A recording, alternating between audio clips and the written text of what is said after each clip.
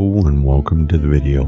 If this is your first time here, my name is Mike. If you've been here before, my name is still Mike, but you would have known that already.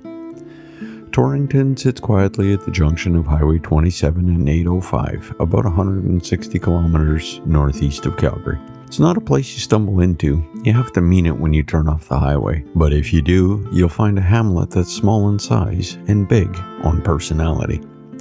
The land here rolls gently, not quite flat, not quite hilly, just enough to make the sky feel enormous. On a clear day, you can see for miles in every direction, and in the middle of all that prairie, Torrington holds its ground.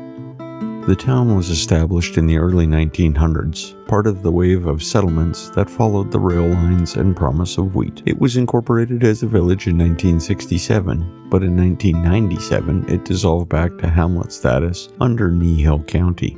That might sound like a step backward, but Torrington never really measured itself by population or politics. It's always been about community.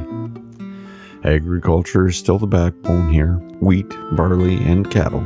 You'll see grain bins and weathered barns, and maybe a tractor parked just off a main street. There's also a quiet creativity that runs through the place. Take the fire hydrants, for example. All 11 of them are painted to look like gophers, each one with its own outfit and personality. There's a firefighter, a nurse, and even a Mountie. It's whimsical, sure, but it also says something. This town doesn't take itself too seriously. And then there's the Gopher Hole Museum. Yes, it's real. Yes, it's full of taxidermied Richardson ground squirrels dressed in tiny costumes.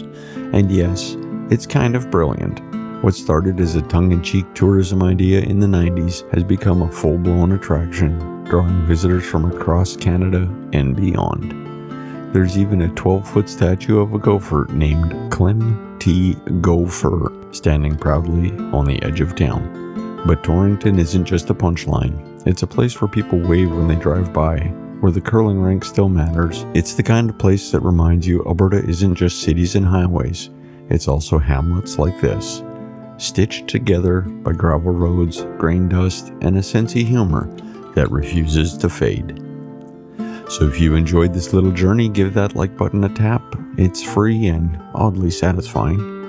If you haven't subscribed yet, just know I share a new small town story every week, weather permitting of course.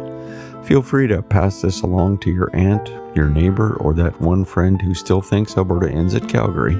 They need this more than they know. And you'll find Gradient Imaging on Facebook, Instagram, and TikTok because apparently I'm not busy enough.